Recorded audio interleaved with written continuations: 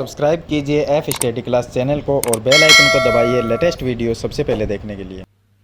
Hello friends, आज इस video में समांतर चतुर्भुज का क्षेत्रफल निकालना सीखेंगे। साथ ही समांतर चतुर्भुज क्या होता है, इसकी परिभाषा क्या है और समांतर चतुर्भुज की विशेषताएं क्या होती है वो भी इस वीडियो में आप सीखेंगे। तो यहाँ पर मैंने 3 अलग अलग समांतर चतुर्भुज की आकृति बनाई है और तीनों का ही हम क्षेत्रफल ज्ञात करेंगे। 3 आकृति इसलिए बनाई है ताकि आपको हर तरीके से क्षेत्रफल निकालना आ सके। तो यहाँ पर देखिए, जो फर्स्ट आकृति है ये भी एक समांतर चतुर्भुज है और दूसरी आकृति है ये भी एक समांतर चतुर्भुज है और जो आकृति नंबर 3 है ये भी एक समांतर चतुर्भुज की आकृति है। तो पहले हम बात करते हैं समांतर चतुर्भुज क्या है।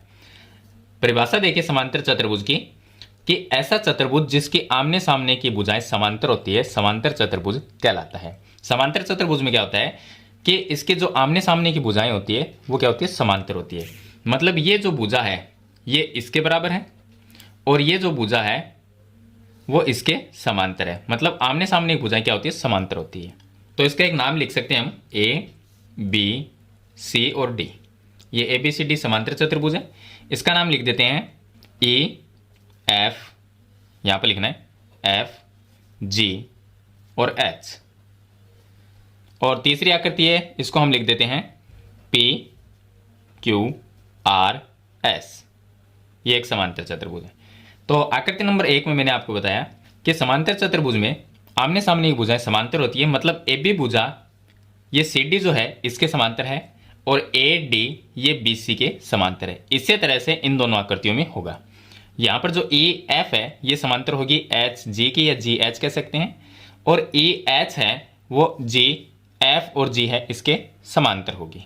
तो समांतर चतुर्भुज वो होता है जिसके आमने सामने की भुजाएं क्या हो, समांतर हो। अब इसकी कुछ विशेषताएं भी होती है समांतर चतुर्भुज में। तो विशेषताएं ये हैं कि एक नंबर देखिए कि सम्मुख भुजाएं बराबर होती हैं। ये भुजा मैंने जो आपको बताया कि ए बी है ये सी डी की क्या है, समांतर है, लेकिन ये इसके बराबर भी होती है। इसी तरह से ए डी ये बी सी के समांतर है लेकिन इसके बराबर भी है। तो ये समांतर चतुर्भुज की विशेषता है। दूसरी विशेषता है कि सम्मुख कोण बराबर होते हैं। मतलब यहां पर ये जो कोण है, कोण ए है वो किसके बराबर होगा, सम्मुख कोण के। सम्मुख कोण कौन सा हुआ, इसके सामने वाला कोण सी। तो ए है वो सी के बराबर होगा। कोण जो बी है वो बराबर होगा कोण डी के। तो इस तरह से समांतर चतुर्भुज में सम्मुख कोण बराबर होते हैं। तीसरी इसकी विशेषता है कि विकिरण परस्पर समद्विभाजित होते हैं। अगर इसके अंदर विकिरण बना दें समांतर चतुर्भुज में, अगर हम ए सी और बी डी दो अगर विकिरण बना दें तो दोनों विकिरणों के जो भाग है जहां पर वो कटेंगे वहां पर वो क्या होते हैं, एक दूसरे से समद्विभाजित होते हैं। मतलब बराबर बराबर भागों में बंट जाते हैं। तो ये समांतर चतुर्भुज की विशेषताएं होती है। अब मैं आपको इसका बताता हूं क्षेत्रफल कैसे निकालना है। समांतर चतुर्भुज का क्षेत्रफल का फॉर्मूला होता है आधार गुणा ऊंचाई। फॉर्मूला इसका काफी सिंपल है, बिल्कुल आसान फॉर्मूला है, लेकिन इस फॉर्मूले का आपको प्रयोग करना आना चाहिए। कैसे करना है, कहां से हम आधार लेंगे, कौन सी इसकी ऊंचाई होगी वो आपको पता होना जरूरी है। तो आकृति नंबर जो 1 है, अगर इसका हम क्षेत्रफल निकालें तो ए बी सी डी का क्षेत्रफल, यहां पर लिखेंगे चतुर्भुज ए बी सी डी का क्षेत्रफल। इसका अगर क्षेत्रफल निकालना है तो यहां पर देखना है कि इसका आधार कौन सा है। अब सूत्र क्या होगा, आधार गुणा ऊंचाई। तो आधार कौन सा है, तो देखिए ए बी अगर इसमें आधार है तो इसकी ऊंचाई कौन सी होगी, तो आधार के ऊपर ऊंचाई होनी चाहिए। और ऊंचाई मैंने आपको पीछे भी एक वीडियो मैंने आपको बताया कि ऊंचाई हमेशा 90 डिग्री के कोण पे जो भुजा होती है वो ऊंचाई होती है। तो यहां पर देखिए ये आधार अगर ए बी है इसका तो इसकी ऊंचाई ये होगी डी।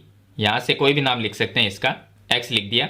डी एक्स जो है ये क्या होगी, इसकी ऊंचाई होगी, क्योंकि यहां पर 90 डिग्री का कोण बना है। आधार के ऊपर ऊंचाई होनी चाहिए।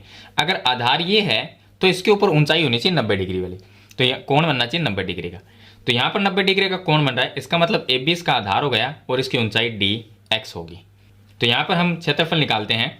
तो आधार कितना इसका 5 सेंटीमीटर है, तो आधार हम लिख देंगे 5 सेंटीमीटर और गुणा में इसकी ऊंचाई है वो 3 सेंटीमीटर की है, तो यह आ जाएगा 3 सेंटीमीटर।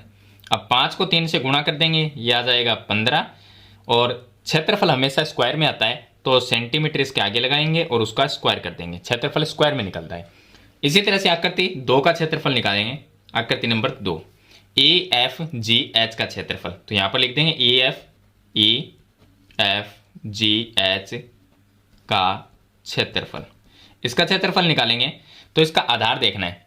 तो यहाँ पर देखिए ये जो आधार है ये ई एफ यहाँ तक ये 6 सेंटीमीटर है। अगर इसको आधार ई एफ को आधार लेंगे तो इसकी ऊंचाई तो इसके ऊपर आनी चाहिए, लेकिन यहाँ पर ऊंचाई है वो बाहर की तरफ है।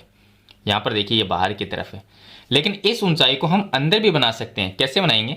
तो यहाँ पर देखिए 90 डिग्री आना चाहिए। तो यहाँ से हम क्या करेंगे, इस तरह से लंब डाल देंगे, एक लंब डाल देंगे तो ये 90 डिग्री का कोण यहाँ पर भी बन जाएगा। तो जितनी ये ऊंचाई होगी 4 सेंटीमीटर, उतनी ही ये 4 सेंटीमीटर ऊंचाई होगी, ये दोनों भी बराबर रहेगी।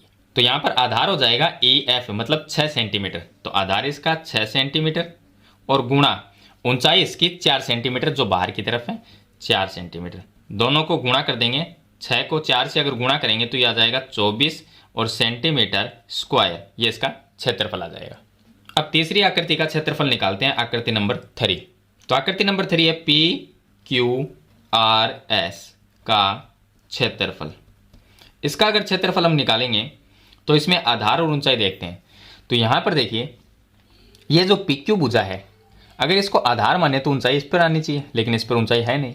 तो देखिए यहां पर क्या है, ये जो क्यू आर है ये आधार लेंगे तो इसके ऊपर ये लंब है, ये जो लंब है वो यहाँ पर 90 डिग्री का कोण रहे। तो 90 डिग्री का जहाँ पर कोण बनता है वहाँ पर ऊंचाई और लंब जो ऊंचाई और आधार है वो मिलेगा। तो देखिए क्यू आर ये आधार है इसका, तो यहाँ पर ये देखिए ये इसकी ऊंचाई होगी। तो आधार कितना है 4 सेंटीमीटर। तो आधार तो हम लेंगे 4 सेंटीमीटर और गुणा ऊंचाई इसकी लेंगे ये 3 सेंटीमीटर, तो ये आ गया 3 सेंटीमीटर। बस आपको आकृति को देखना है कि इसमें आधार किस तरह से है, ऊंचाई किस तरह से है। तो अगर आपको आधार और ऊंचाई का पता हो तो आप इसका क्षेत्रफल आसान तरीके से ज्ञात कर सकते हैं। फॉर्मूला इसका काफ़ी सिंपल है, आधार गुना ऊंचाई, उसमें मान रखना है और हल करना है। तो 4 को 3 से गुणा करेंगे तो ये आ जाएगा 12 सेंटीमीटर स्क्वायर, ये इसका क्षेत्रफल होगा। तो इस तरह से आपको समांतर चतुर्भुज का जो क्षेत्रफल है वो ज्ञात करना है। तो मेरे ख्याल से आप समांतर चतुर्भुज का क्षेत्रफल निकालना सीख गए होंगे। फिर भी इसके बारे में कोई सवाल या सुझाव है तो कमेंट बॉक्स में जरूर लिखना। वीडियो पसंद आए तो इसे लाइक और शेयर जरूर कर देना। इस चैनल पर नए तो सब्सक्राइब करना। हम मिलते हैं नेक्स्ट वीडियो में, तब तक के लिए थैंक यू।